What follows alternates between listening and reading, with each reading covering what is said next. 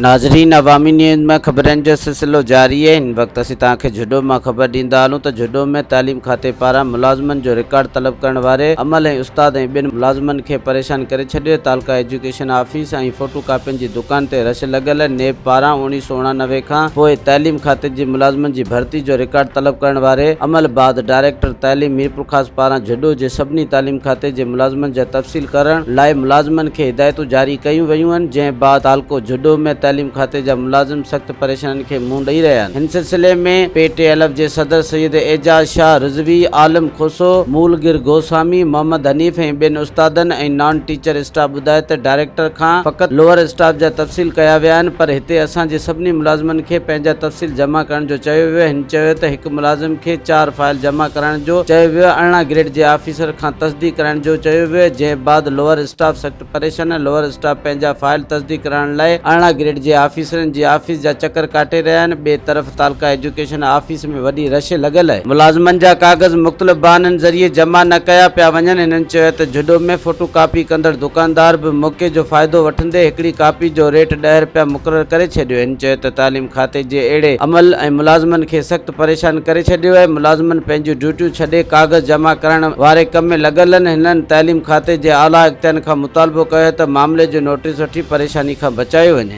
मज़ीद खबरों और तफसीलात के लिए विजिट करें हमारी वेबसाइट www.awamiNewsHD.com।